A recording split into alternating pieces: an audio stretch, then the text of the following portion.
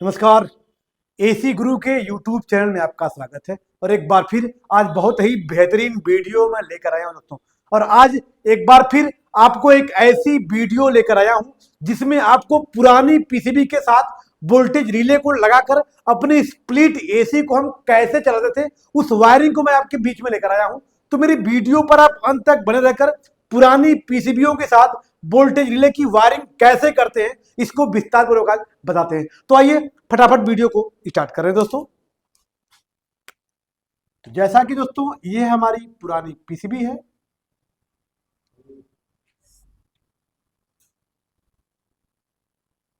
ये हमारी पुरानी पीसीबी है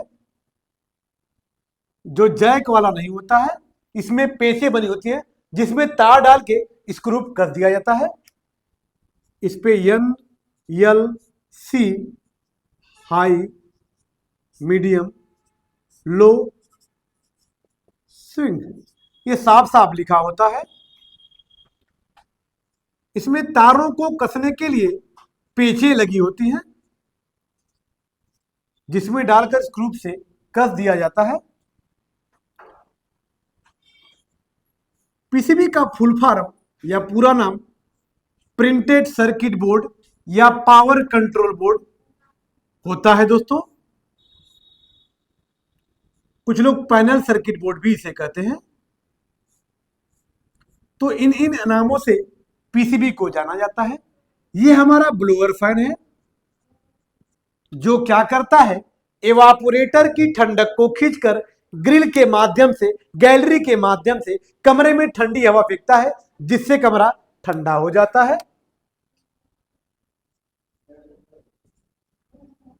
ये हमारा ब्लोअर फैन है दोस्तों जिसमें हाई मीडियम लो कॉमन इसके फैन मोटर पे साफ साफ लिखा होता है।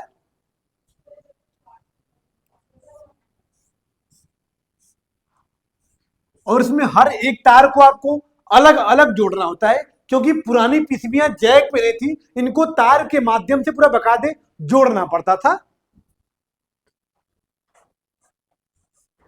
ये हमारा स्विंग मोटर है जो कमरे में हवा को फैलाने का कार्य करता है। इसका आरपीएम 3 से 5 चक्कर प्रति मिनट होता है। मतलब ये हमारा स्विंग मोटर हर 1 मिनट में हमारी ग्रिल को 3 से 5 बार ऊपर नीचे करता रहता है जिससे एसी से निकली हुई हवा पूरे कमरे में आसानी से फैलती रहती है।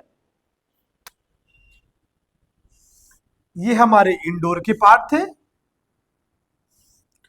इंडोर का मतलब ये होता है दोस्तों, स्प्लिट एसी का जो भाग या जो हिस्सा कमरे के अंदर होता है उसे इंडोर कहते हैं और स्प्लिट एसी का जो हिस्सा जो भाग कमरे से बाहर होता है उसे आउटडोर कहते हैं।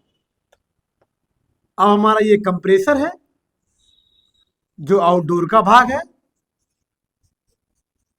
स्प्लिट एसी में लगने वाला कंप्रेसर रोटरी कंप्रेसर होता है जो टन के हिसाब से लगाया जाता है दोस्तों। इस कंप्रेसर में 3 खूंटियां होती हैं, 3 पिनें होती हैं जिसे टर्मिनल के नाम से जाना जाता है। इन पिनों का नाम कॉमन, रनिंग और स्टार्टिंग होती है जिसमें सप्लाई देकर इस कंप्रेसर को चलाया जाता है और कंप्रेसर चलकर हमारी गैसों को एक स्थान से दूसरे स्थान तक पहुंचाने का कार्य करता है। और आज की वायरिंग में क्या लगाएंगे, वोल्टेज रिले का प्रयोग करेंगे दोस्तों। जैसा कि हमने पिछली वीडियो में भी आपको बताया था कि वोल्टेज रिले के प्रयोग से कंप्रेसर की लाइफ बढ़ जाती है दोस्तों,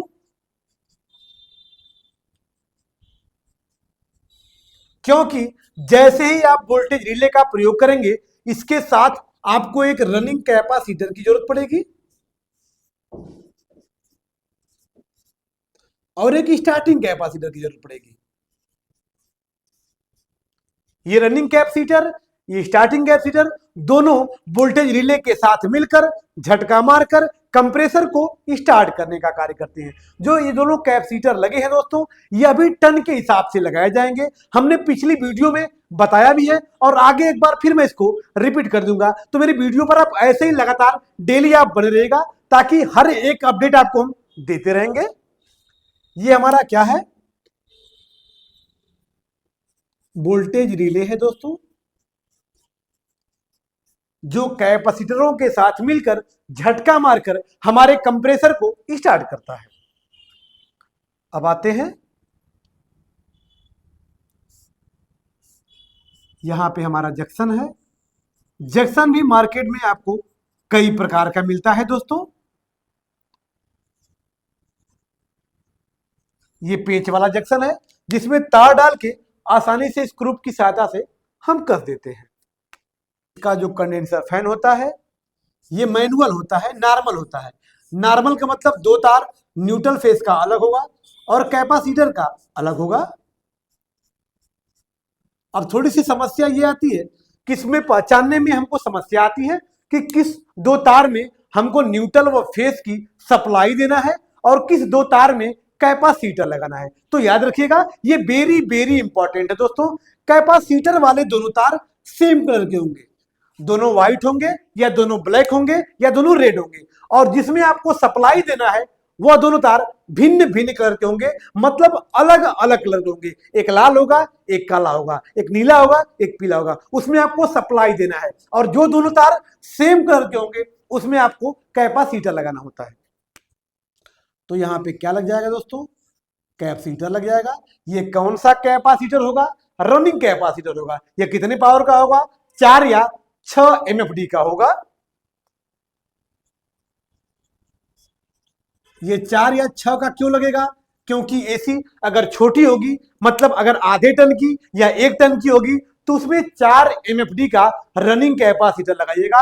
और वहीं पे अगर हमारी एसी 1.5 टन की या 2 टन की होगी तो वहां पे 6 MFD का रनिंग कैपेसिटर लगाएंगे, क्योंकि जैसी एसी होती है उसी हिसाब से इसका कंडेंसर फैन होता है और उसी हिसाब से हमारा कैपेसिटर भी लगता है। तो ये रहे हमारे सारे पार्ट। ये जंक्शन है दोस्तों। जंक्शन क्या करता है, यह लाइटों को सुरक्षित व सुव्यवस्थित फैलाने का कार्य करता है, बांटने का कार्य करता है।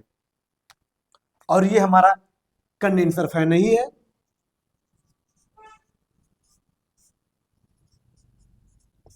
अब आइए इसकी वायरिंग करके आपको बताते हैं। जैसा कि दोस्तों दो तारों से वायरिंग करेंगे, जिसका एक तार न्यूट्रल का होगा, दूसरा होगा फेस का। और जो अर्थिंग का तार होता है दोस्तों, ये वाला पॉइंट, इसको निकालिएगा डायरेक्ट और इनडोर में कहीं भी बॉडी पे टच करा दीजिएगा और टच करा के इसको कहां लेके ले आएंगे, सीधे आउटडोर में लेके ले आएंगे। आउटडोर के कहां पे, अर्थिंग वाले पॉइंट पे लाके जोड़ देंगे। अब न्यूट्रल फेस की हम वायरिंग करेंगे। न्यूट्रल के तार को हमने न्यूट्रल पे दिया, फेस वाले तार को हम कहां देंगे, यल पे। यल का मतलब LINE लाइन होता है। कभी कभी पूरा लिखा होता है, कभी कभी शॉर्ट कार्ड में सिर्फ यल कंपनी लिख देती है। तो यन और यल हमने लाइट दे दिया। अब न्यूट्रल के तार को सबसे पहले हम उठाएंगे दोस्तों, क्योंकि सबसे पहले हम न्यूट्रल की वायरिंग करते हैं। न्यूट्रल के तार को यहां से हमने कहां दिया है, ब्लोअर फैन को कॉमन दिया गया, और यहीं से न्यूट्रल कहां चला जाएगा, यहीं से न्यूट्रल चला जाएगा हमारे स्विंग मोटर को, और स्विंग मोटर को बांटते हुए न्यूट्रल कहां चला गया, जंक्शन पे आ गया। जंक्शन पे मतलब आउटडोर में चला जाएगा, क्योंकि इंडोर से आउटडोर में 3 तार जाएंगे, अर्थिंग के, न्यूट्रल के और एक तो फेस का तार आएगा। थोड़ा सा यहां पे आपको साफ साफ कर दे रहा हूं ताकि मेरी वायरिंग आपको अच्छे से बेहतर रूप से समझ में आ सके दोस्तों। ये हमारा अर्थिंग का तार है, ये हमारा न्यूट्रल वाला तार है। अब फेस हमारा आ गया यल वाले पॉइंट पे। COMP या C से आउट कराएंगे, कहां के लिए, कंप्रेसर के लिए, क्योंकि कंप्रेसर कहां लगा होता है, आउटडोर में होता है। कंप्रेसर आउटडोर का हिस्सा होता है, इसलिए जो कंप्रेसर का तार होता है सीधे आउटडोर के जंक्शन पे लेके चले आएंगे। और यहां से पीसीबी से हाई कहां देंगे, ब्लोअर फैन को। मीडियम से मीडियम जोड़ दिया जाएगा, लो वाले पॉइंट से लो वाले को दिया जाएगा, और स्विंग मोटर से स्विंग मोटर को दिया जाएगा। मतलब साफ साफ लिखा होता है, इसमें आपको बहुत ज्यादा परेशान होने की जरूरत नहीं है। हाई को हाई से जोड़ दीजिएगा, मीडियम को मीडियम जोड़ दीजिएगा, लो को लो से जोड़ दीजिएगा, और स्विंग मोटर को स्विंग मोटर से जोड़ दीजिएगा। तो ये रहा हमारा इंडोर की वायरिंग। अब आते हैं आउटडोर वाले पे दोस्तों। आउटडोर में हमारा पहले क्या है, कंडेंसर फैन है, जिसमें दो तार, जिसमें किसी में न्यूट्रल और किसी में फेस देंगे तो ये अपना कार्य करना शुरू कर देगा। तो जंक्शन से एक फेस का तार लाके जोड़ दिया गया और जंक्शन से ही एक न्यूट्रल का तार लेते आएंगे, ये भी जोड़ देंगे। मतलब न्यूट्रल फेस डायरेक्ट हमने लाके कंडेंसर फैन पे जोड़ दिया, अब ये अपना कार्य करना शुरू कर देगा। अब आते हैं वोल्टेज रिले के साथ वायरिंग करेंगे, जो कंप्रेसर को हमारा चलाने का कार्य करेगा। सबसे पहले अर्थिंग वाले तार को कहीं भी बॉडी में टच करा लीजिएगा, ताकि हमारा कस्टमर इंडोर को या आउटडोर को टच करे तो किसी प्रकार का झंझनाहट जैसी शिकायतें न आ सके। इसलिए बॉडी अर्थ वाले पॉइंट को किसी भी बॉडी में कहीं भी आप टच करा दीजिएगा। अब सबसे पहले हम न्यूट्रल की वायरिंग करेंगे। न्यूट्रल के तार को कहां लेके जाएंगे, वोल्टेज रिले के 5 नंबर पर दोस्तों, और 5 नंबर से ही कहां चला जाएगा, कंप्रेसर को कॉमन चला जाएगा। न्यूट्रल कहां पे आया, 5 नंबर पर, और 5 नंबर से ही कंप्रेसर को कॉमन चला गया। न्यूट्रल हमारे कंप्रेसर को मिल चुका है। अब क्या चाहिए, अब फेस की वायरिंग करेंगे हम। फेस के तार को हम कहां लेकर जाएंगे, ये सीधा हमारा आ जाएगा वोल्टेज रिले के 4 नंबर पर। ये याद रखिएगा, ये वेरी वेरी इंपॉर्टेंट है। हमने 5 नंबर पे न्यूट्रल जोड़ा है और 4 नंबर पे फेस जोड़ा है। अगर गलती से ये तार ऊपर हो जाए, ये तार नीचे जाए, कोई दिक्कत नहीं है, कोई समस्या नहीं है, सिस्टम आपका काम करेगा। मतलब कहीं न्यूट्रल हो जाए, कहीं फेस हो जाए, कोई दिक्कत नहीं है, आपका सिस्टम काम करेगा। बस याद रखें कि 5 नंबर पर और 4 नंबर पर न्यूट्रल और फेस की लाइट आनी चाहिए। अब 4 नंबर से ही कहां देंगे, कंप्रेसर को रनिंग वाले पॉइंट को लाइट दी जाएगी। 4 नंबर से कहां दिया गया, कंप्रेसर को रनिंग वाले पॉइंट को लाइट दी जाएगी, और 2 नंबर से कंप्रेसर को स्टार्टिंग वाले पॉइंट पर लाइट दी जाएगी। ये वेरी वेरी इंपॉर्टेंट है दोस्तों। अधिकांश मैकेनिक इस तारों को जोड़ नहीं पाते हैं। मार्केट में जो काम करने वाले 70% जो मिस्त्री है ना, इन तारों को जोड़ नहीं पाते हैं, फोटो खींच के और फोटो से काम करते हैं। लेकिन मेरी वीडियो पे आप अगर अच्छे से ध्यान देंगे तो आपको शायद फोटो खींचने की आवश्यकता नहीं पड़ेगी। हमने क्या किया, न्यूट्रल कहां दिया है, 5 नंबर पर, और 5 नंबर से कहां दिया है, कॉमन पे। फेस कहां पे आया है, हमारे वोल्टेज रिले के 4 नंबर पर, और 4 नंबर से कहां चला गया, कंप्रेसर को रनिंग चला गया। 2 नंबर से कंप्रेसर को स्टार्टिंग चला गया। अब बच गया हमारा रनिंग और स्टार्टिंग कैपेसिटर। रनिंग कैपेसिटर का एक तार जाता है 2 नंबर पे और दूसरा जाता है 4 नंबर पे। स्टार्टिंग कैपेसिटर का एक तार जाता है 1 नंबर पे, दूसरा तार जाता है 4 नंबर पे। क्योंकि 4 नंबर से ये दोनों कैपेसिटर क्या लेते हैं, फेस लेते हैं, और दोनों कैपेसिटर जब फेस लेते हैं तो रनिंग वाला अपना झटका कहां मारता है, 2 नंबर पे।